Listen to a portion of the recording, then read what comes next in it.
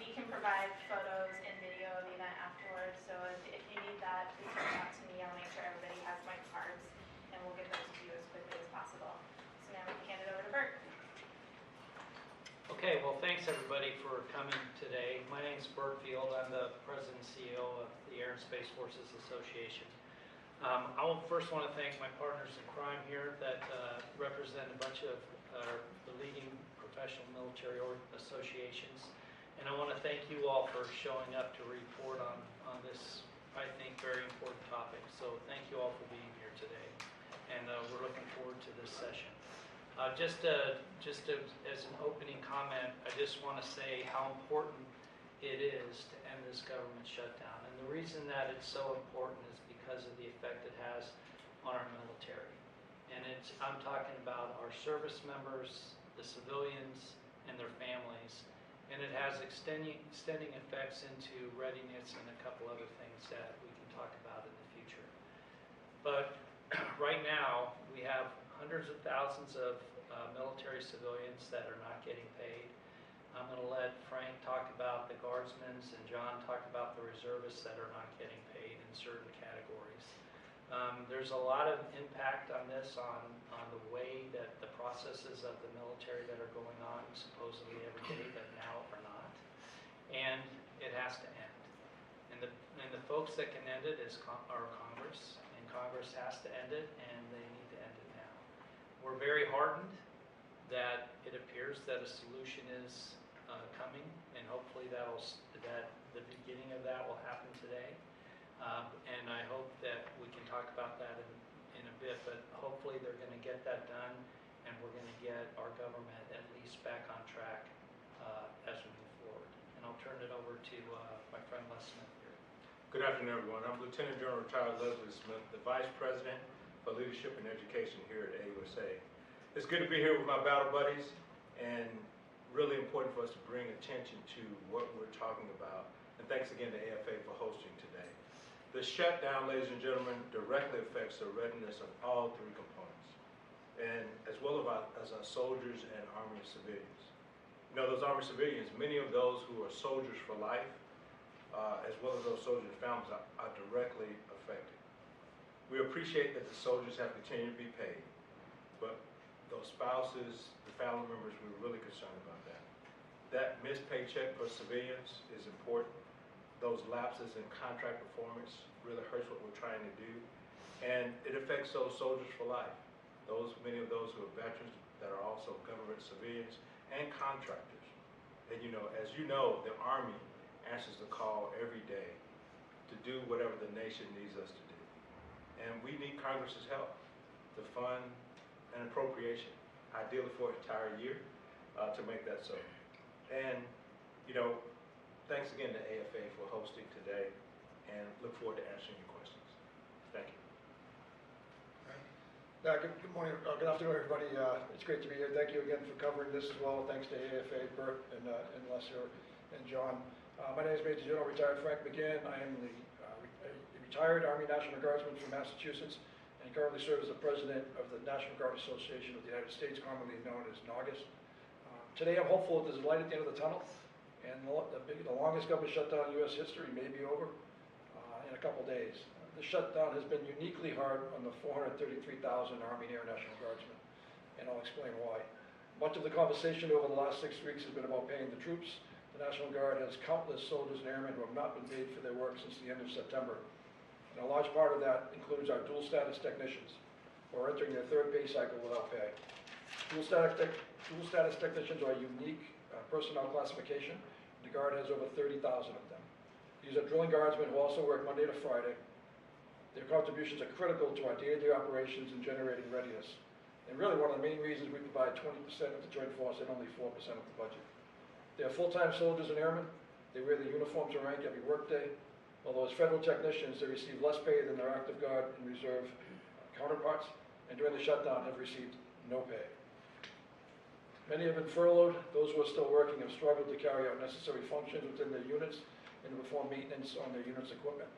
All of them have struggled to pay their bills. The strain is wearing on their families. Meanwhile, morale has plummeted. I've spoken to adjutants generals across the country. They fear an exodus of talent. Some of these jobs are already difficult to fill in the first place. Our drill status guardsmen have also suffered. Many have had their drill weekends canceled. They're only afforded 39 days a year to maintain required readiness and training requirements. Each missed drill creates compounded effects and erodes the readiness of our nation's warfighting reserve. For some young soldiers and airmen, missing a paycheck is no small matter either. Their drill pay is important to them. We need to fix this. We need Congress to pass protections for our uniform and technician personnel should we face a shutdown in the future. This stress and uncertainty of our people, families, and employers over the last 6 weeks can never happen again. Our people took an oath to uphold their duty. We call on Congress to do the same. Thank you. John? Great. Well, thank you, Burt, and thanks my colleagues up here, and thank you for coming here today. I'm Major General John Hashem, retired from the Army Reserve last year, and I'm the Executive Director of the Reserve Organization of America. So the government shutdown affects not only the National Guard and all the uniformed members of the force, but keep in mind that the uniformed services also include the U.S. Public Health Service and the National Oceanic and Atmospheric Administration. We're really grateful to the members of Congress who worked this weekend to find consensus to reopen the government. However, guess who didn't work this weekend? Most of our reserve components, because they didn't have drill. And what we say and think is no drill, no pay. That means they go instantly into panic and anxiety because they're relying on those paychecks to make car payment, pay their health insurance.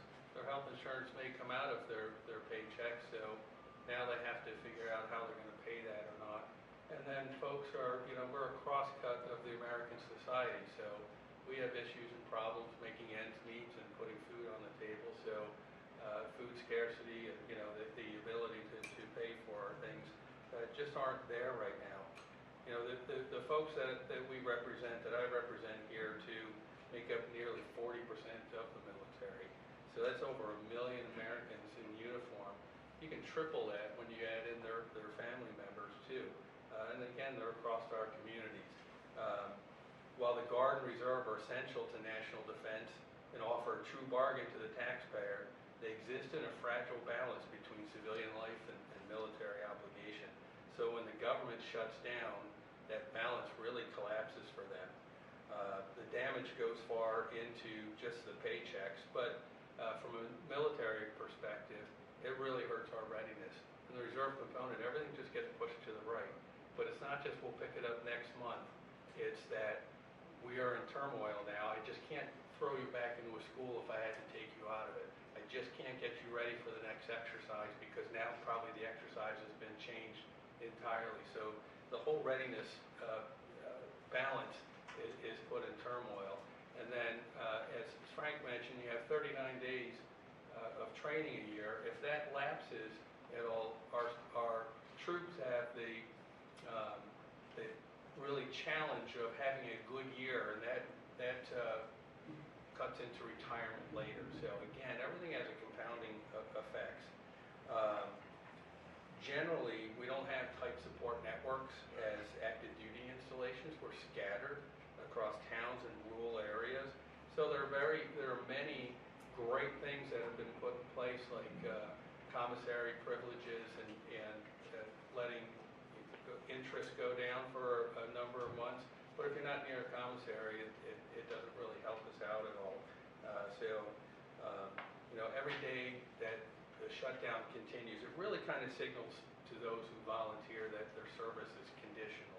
So that's why we have to get this government back on target, get our folks paid, and back on track. Thank you. Great. Okay, let's turn it over to some questions. Matt, why don't we start with you? Hi, thank you all. Matthew Cox from Air and Space Forces Magazine. So, as you said, this shutdown has been tough, unpredictable pay for the troops. Can you just go into a little more detail on what can be done to ensure that this doesn't happen again? After the end of January, they're going to have to go at this again. Right. I think that what our position would be, colleagues speak for themselves, but is that if Congress has congressional duties to do and debates to have and arguments to win, that's fine. That's how their institution is built, and that's what they do. But they do not have to do that on the backs of service members, civilians, and their families. So they want to have these discussions and have these arguments and put their positions forward, go ahead. But keep the government open while they're doing it. It's as simple as that. I'll just add, if even standalone legislation maybe after this to ensure that the military dual status technicians are accepted with pay in the future, that may be one way to go. But obviously, we don't like shutdown. We don't like CRs either. We want appropriations passed so we can have predictability. Our members can have predictability. Our employees can. But if they can pass some legislation that would ensure in the future, if there's another shutdown, that you're at least exempting military, including dual status technicians, would be my position. Yeah, I would add to that too, is while you have a shutdown now, what's changed in this war has given us a big lesson. We've had these Pay Our Troops Acts, these things that have come singularly after and have allowed payment to happen. We have to make that permanent. There has to be something there that does this, because maybe we counted upon something like that, it's got to happen, it's so easy, but it didn't. I agree. Thank you. Yes, ma'am. Hi, I'm not Thomas Melling, but I am from Defense One. You mentioned the CR, or CRs in general. Senior leaders, sometimes multiple times a year, beating the drum about how CRs eat readiness. When you shut the government down for over a month now, what is it going to take for all of the services, all the components to be able to claw back the readiness that they lost by not being able to do the training that they would have done over the past month and a half, or a month? Well, I'll take that. I think first, that's a real good question for the Army and Department of War. But in our viewpoint, making sure that we pay the soldiers what they're on is the first thing that we do. And the second, that backlog of work, we got to get that done for maintenance and other things across the board. So that really needs to be done. And lastly, the impact on reserve components, since we're a total force, is a big deal. So a little bit over time. So it's going to take time to pull out of that, and the services have to be deliberate about what they're going to do, especially with the threats that we know that we have both in the Pacific and other regions across the world. I would just add to General Smith, again, our technician workforce is very unique, and some of the smaller units are only 1 or 2 deep. So if you just think of the backlog of all these days they've been out, and they're your aviation maintainers, your ground vehicle maintainers. So there's thousands and thousands of hours of backlog they're going to have to catch up on. And they're union employees, so they work Monday to Friday during the day. So you're going to have to compensate them to work extra to catch up, or figure out another way. But it's really an issue in the Guard and Reserves. And again, right now we're only manned at 53% of the actual requirement. So we're already starting at 53%. So you can just see how that easily compounds. So what Congress can do is increase, put a mark in there to add more technicians, so we can get closer to our true requirement than operating at just 53% of it. One of the things that we've had too are folks that, reserve guys that are on orders through a fiscal year change. So they might have started in August and the class ends in December. Well, government gets shut down, civilian employees teaching the course gets canceled, or the orders get canceled because there's no money to pay for it anymore. So you can't pick that, it's just not, we'll jump right back into the course. That course may not be offered for another year, and maybe that's already full, and they gotta wait that extra time. It gets compounded too with an employer who was taking the loss of that person for a couple of months, and now they've been gone for a couple of months. Now they have to go again for the course again later down the line. So it has a compounding for them civilian-wide and on the military side to catch up. Yeah, I would just say lastly that 6 weeks, which arguably that's about how long it's going to be, that's 10% of the year. So in the Air Force specifically, are both the Secretary and the Chief of Staff of the Air Force have mentioned that readiness is their number one priority, because we're in a bad place right now. So now we're 10% behind. To get a CR, which doesn't really let us catch up or exceed. So we're in a never-ending spiral of not being able to get to where we need to be. Yes, sir. Thanks, Councilman Press. I just want to follow up on something that you said earlier, General McGinn. You said that you're worried about an exodus of talent. More, sort of broadening that out a little bit, have you guys heard, do you guys have concerns that, this shutdown especially has impacted how troops that are currently in your formations, whether they stay, and whether that's helping or hurting possible recruiting? Yeah, we have actually. So I speak with Major General Fran Yvonne, who's the president of the NGAUS, the Adjutants General Association. We speak probably 3 times a week. Spoke with them this morning. They are demoralized. That technician workforce is completely demoralized. They feel betrayed by the government. And again, they're working at less pay. Sometimes they're GS7, GS8, GS9 level pay. And if they can find something with more pay and the way they've been treated, we have serious concerns about losing that talent. And you go to some rural areas, some of these positions are hard to fill in the first place. And as I mentioned earlier, those smaller units are only 1 or 2 deep. So this could have a devastating effect to that workforce as well as I think our retention as well. I think, not to be contrary to my brother there, on the active side, the Army made some choices a few years ago to stand up teams where we could train people so that they did not necessarily make the standard, they would be able to train for a few months. And so that's really helped us a lot. We're really concerned, and the Army is concerned about it. So our job with those 122 chapters to be out and about in the places where they are too, to say, hey, this is important, to help people find their purpose. But I think we're still seeing what the impact is going to be over time, because we won't see it will be a lagging indicator. Not now, it'll be down the road to see what will happen over time from what they feel and what they see across the board. You had one at the end. Yeah. So now with USA Today, can you talk a little bit about what different essential services for military families on bases are being impacted right now by this? Like we're hearing news out this week that commissary stores could be shutting down within weeks. Can you talk about what's happening with that and any other services like that that are at risk? I'll tell you a big one. The Department of Defense has an educational arm to it, and all the bases overseas have schools on them, and those schools are populated by teachers from DODEA, the Department of Defense Education part, and those teachers are all not being paid. So how do you think that makes them feel? So here they are 6 weeks later in Japan or Germany or Italy, and yeah, my government doesn't think enough of me to pay me my salary, and they may live off base in areas that are kind of expensive. And so whether they're supposed to come to work, but like many people in the government, they might just decide to call in sick. So when your kids are directly affected by a shutdown, it affects you. And our family, here in AFA, we talk about it's hard for you to be completely ready if you're worried about your family. And people are worried about their families, like we've all just said here. So there's a direct thing. Some of the other ones that you could look at in our civilian members, they span the gamut. And like Frank and John and Les were saying, they do logistics. They work in offices. They're in laboratories. They're in shipbuilding yards. They run airfield operations. They're doing intel. They're doing cyber. And all of that work, unless they are,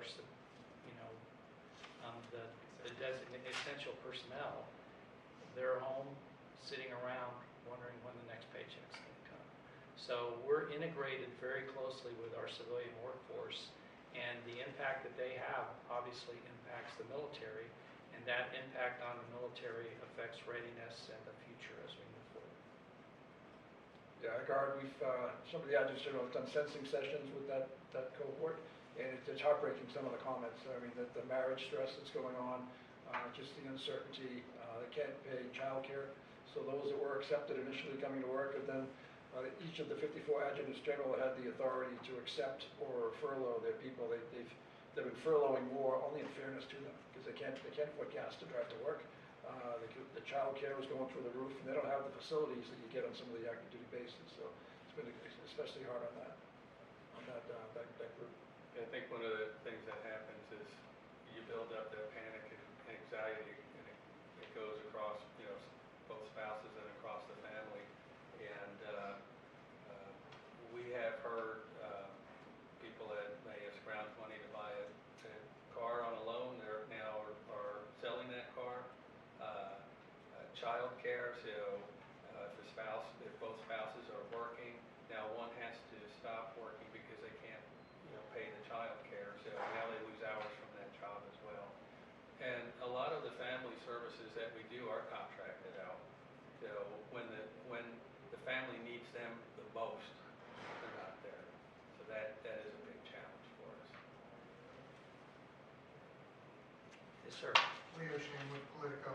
Building off the question that Megan had, I wanted to get a little bit more into the training that you guys had said is missed here. Is that, we haven't had a shutdown this long before. Do you have a sense of just how much training has been missed? Is this something that's still hitting individual units here and there, or is it really systemic at this point? And is it something you can get back easily, or are we really talking about 6 months, 9 months down the road having to reschedule some of these things? And as I mentioned earlier, I think that assessment, the services would probably be better to answer that question along with the Department of War. But what we've seen is you only got so many days to do a certain window, and the missions don't stop. So how do we make sure we put those back on the schedule is important for each one of the missions that we've asked the service members to do. And especially the school, which is, I think, is probably one of the biggest things, that you have to reschedule those. Who's instructing them right now? Are they still still happening? Yeah, I would say from a guard perspective, we have one unit that's supposed to be deploying in the first of the year. So all of that, and that technician workforce that is supposed to be doing all that maintenance on equipment to get them out the door, that's all backlog. So it's going to affect the timeliness of their impending deployment. So that just makes it more challenging. Availability of ranges, they're compressed to begin with anyway, especially from a reserve component. There's not as much availability. So now you have a backlog there for training ranges and such. I'll give you one example. So let's say that in the Air Force and the Space Force they're having a red flag exercise out of Nellis Air Force Base. And let's say it's starting in the 1st of November.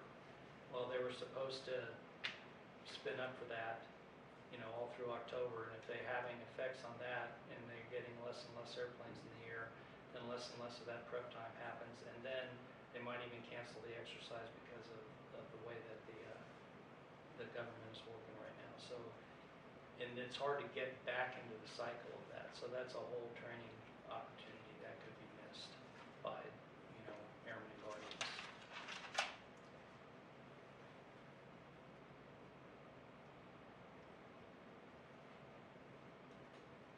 Anything down the end? Can I ask one question? Yes, absolutely. The Japanese newspaper. You guys mentioned readiness, impact on readiness, but can you broadly talk about possible impact of the shutdown on the U.S. ability to deal with the threat from China and any possible impact on readiness in Indo-Pacific region?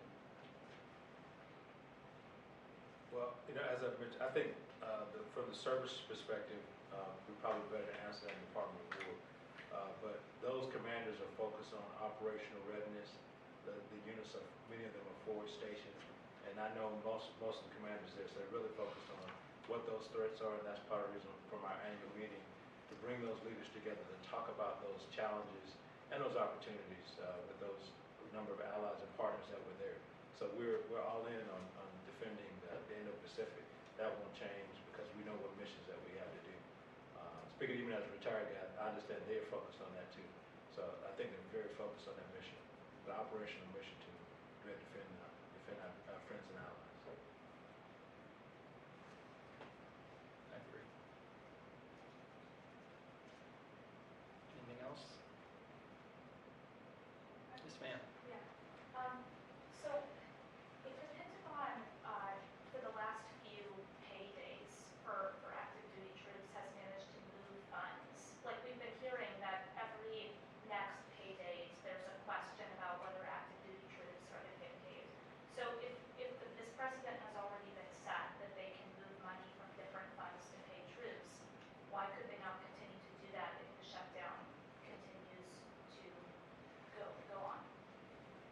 think the biggest answer to that is the payday is about $8.5 billion a month. And it's hard to find $8.5 billion every month that you didn't have before. I think that's the bottom line. They were able to move some money around, but the magnitude of the payday is just too big to be able to do that indefinitely because you're out of money. And that didn't include, again, this technician workforce, not just in the Guard.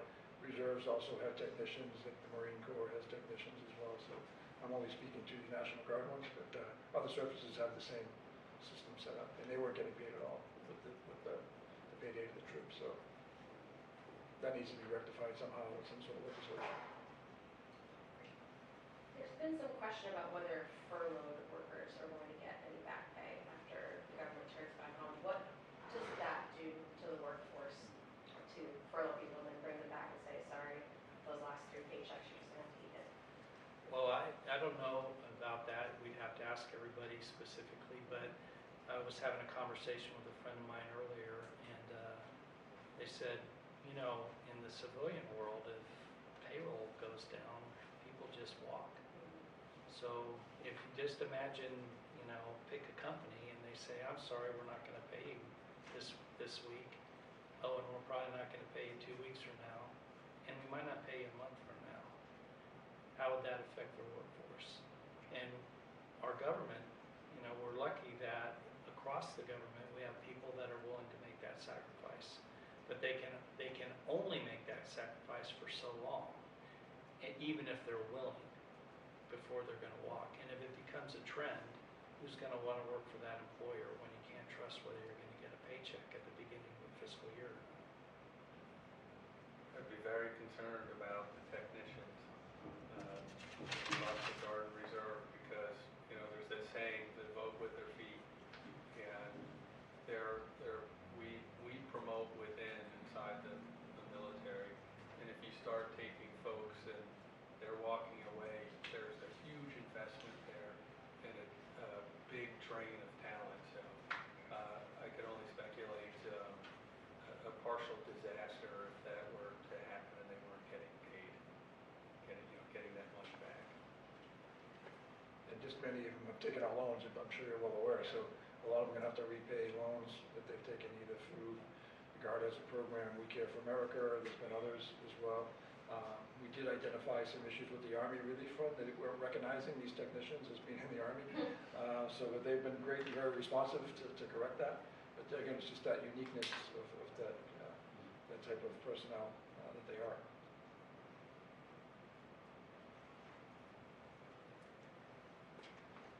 Okay, anything else? Let me turn over to you for some closing comments. So thanks again for taking the time to come out to see us. You know, when our military, our civilians raised their right hand and said they're going to support and defend the Constitution of the United States against all enemies, both foreign and domestic, we take that seriously. And at AUSA, our job is to help, educate, inform, and connect. And we, again, thank you for coming out today, and we just urge Congress to do the same, to pass bipartisan legislation so we can continue to fund the government, so we can be ready to do the missions that they call us to do. Thank you. Yeah, I just echo General Smith, sorry. Thank you for coming out, thank you for covering this. It's very important to our organization, as you all know. And again, I urge Congress to get this done quickly and not drag this on any longer, and then try to get to some appropriations bills and not do a CR for the rest of the year. Yeah, I would echo the same comments with that, you know, we started big advocacy to get appropriations, and then when that didn't work, we worked on Pay Our Troops Act to do anything we could to get this done. So we really urge this appropriations to happen, whether it's a CR or not, get the government open and let's get the folks paid. I appreciate all of your support and coverage on this because it really helps us out a lot, so thank you. Yeah, I would echo that too. Thank you for coming and reporting on this. We think it's very important, obviously. I would just say 2 things. The first is, assuming Congress does pass this bill today, going through its normal process, it won't open the government till next week. But both the Senate and the House have procedures where they can shorten that immensely and actually get it through in time for the paycheck to come out this Friday. So I encourage both the Senate and the House to get that done. And then I'd like to echo my partners here in saying during the next period, after they open the government this time, pass a bill that doesn't allow this to happen again to our military service members, civilians, and